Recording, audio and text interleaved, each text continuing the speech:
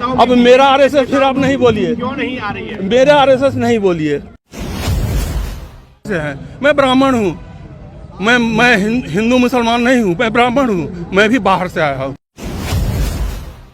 इस देश में अधिकतर लोग बाहर से आए हैं। इस चीज को लोगों को समझना। एक बार फिर से कहिए, आप ब्राह्मण हैं, आप बाहर से आए हैं? हाँ, हम बाहर से आए हैं। कौन कब आए हैं? अमित शाह जी ईरान के हैं। ईरान के हैं। हो ही नहीं सकता कि वो ईरानियन मुल्क के ही होंगे, होना ही है। समझ रहे हैं? ये तो डीएनए टेस्ट करवा ले डीएनए टेस्ट। पर सब लोग यहाँ के राजपूत कहाँ से आए हुए हैं? सब सेंट्रल एशिया से आए हुए हैं। सेंट्रल एशिया से राजपूत लोग आए। सब लोग राजपूत गुज्जर लोग राजपूत वहाँ से आए हुए, सेंट्रल एशिया से आए हुए। अगर सरकार एनपीआर और एनआरसी लाती है तो आगे की रणनीति आपकी क्या होगी? हम लोग इसको तो कभी लागू नहीं होने देंगे, क्योंकि इसका सबसे दुष्प्रभाव आदिवासियों पर पड़ता है। मैं बीके झा रांची में था और झारखंडी हूँ, यहाँ अभी दिल्ली में रहता हूँ। मैं इस सब चीज़ को अच्छी तरह से समझता हूँ और लोगों को आगाह करता हूँ कि लोग इस चीज़ को समझें। ये हिंदू मुसलमान की बात नहीं है, ये जनता और सरकार की बात है। जो जिनको हम चुने हैं कि हमारे लिए काम करो, वो हमारे लिए काम नहीं, हमारे ऊपर शासन करना चाहते हैं। बोलते हैं कि मैं नौकर हूँ, लेकिन नौकर की तरह से काम नहीं करना चाहते हैं। वो चाहते हैं कि हमसे हमारा सब अधिकार छीन लें और हम फिर उनके गुलाम बन के रहें। जो अंग्रेज जो गुलामी करवाना चाहते थे, सिर्फ वही फूट डालो और राज करो, उसी रास्ते पर वो चल रहे हैं। सरकार ये मान रही है कि हम लोग नहीं समझ रहे हैं, सब लोग समझ रहे हैं। ये हिंदू मुसलमान नहीं है, और हिंदू मुसलमान भी है तो मुसलमान भी तो हमारे आदिवासी भी हैं।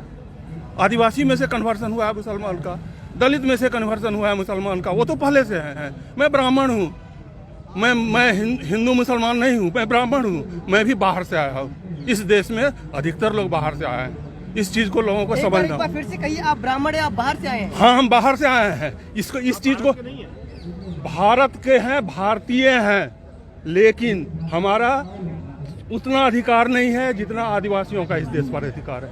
उनका पहला अधिकार है, हम उसके बाद आए। इस चीज़ को हम अगर नहीं समझ रहे हैं तो हमारे मोदी जी को समझना चाहिए। शाह जी बहुत बाद में आए हैं, वो ईरान मुल्क के हैं, उनको समझना चाहिए इस बात को। लोग समझ रहे हैं। नहीं तो डीएनए टेस्ट करवा ले डीएनए टेस्ट। कौन कब आए हैं? अमित शाह जी ईरान के हैं।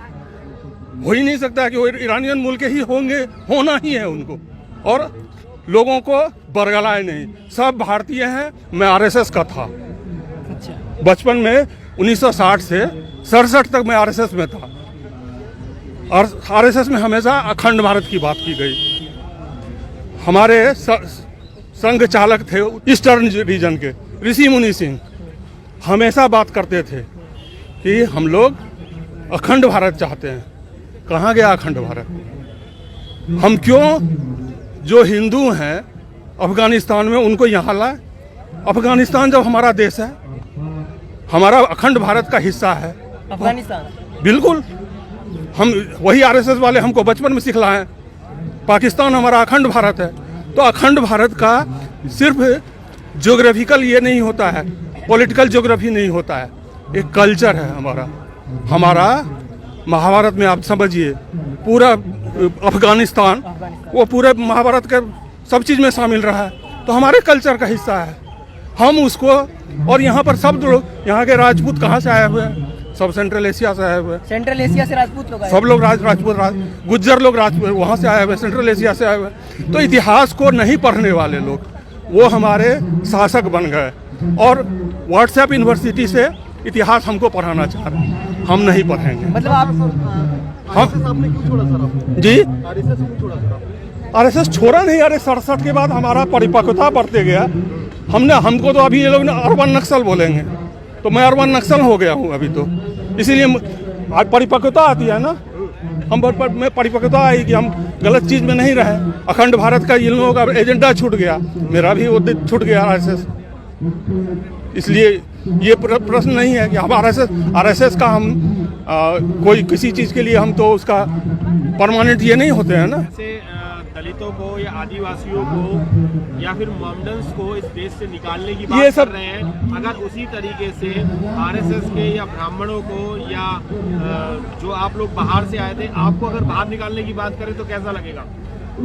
ये संभव नहीं है। जो वो बोल रहे हैं वो भी गलत है, जो ये बोलेंगे वो भी गलत है, क्योंकि ये देश सबका है। ये सनातनियों का देश है और सनातनी का मतलब होता है जो हो रहा है, जो होता रहा है वो होता रहे। ये बात आपकी समझ में आ रही है, पूरे भारतवर्ष के लोगों को समझ में आ रही है, पर ये आपके आरएसएस और नेताओं अब मेरा आरएसएस फिर आप नहीं बोलिए, क्यों नहीं आ रही है? मेरा आरएसएस नहीं बोलिए, जिनका आरएसएस है वो जो उसको ओन कर रहे हैं उनका आरएसएस, जो इस देश को समझते हैं मेरी थाती है उनका देश, मेरा देश मेरा। उनको समझाने के लिए हम लोगों को, सब लोगों को सड़क पर आना पड़ा, आ गए हैं।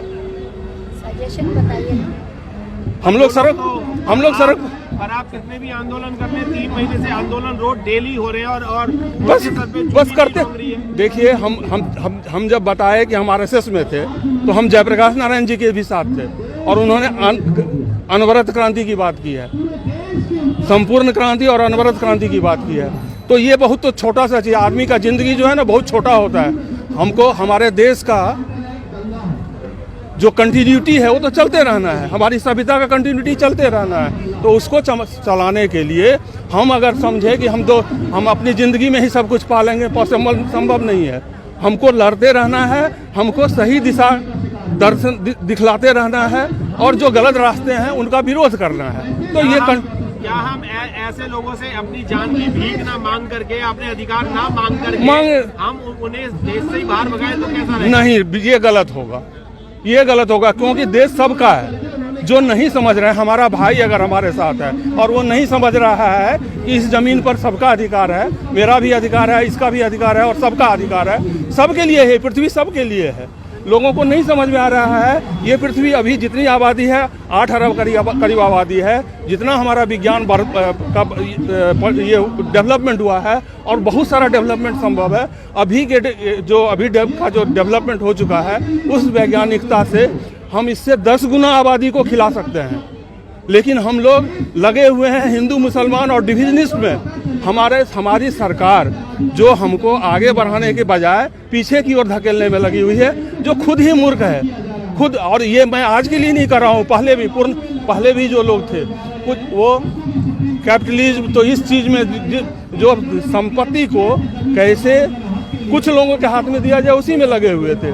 तो और जो अवेलेबल है और आगे कैसे बढ़े, मानव सभ्यता को कैसे लाइफ इजी किया जाए उसके लिए नहीं बढ़ रहे, बिजनेस इजी करने में लगे हुए रहते हैं। इस सब चीज़ को सभी अच्छे तरह से सब लोगों को समझना है और सबको सामूहिक, इसमें ब्राह्मण और आदिवासी और ये सब चीज़ नहीं कुछ करना है, हम लोग सब लोग साथ हैं।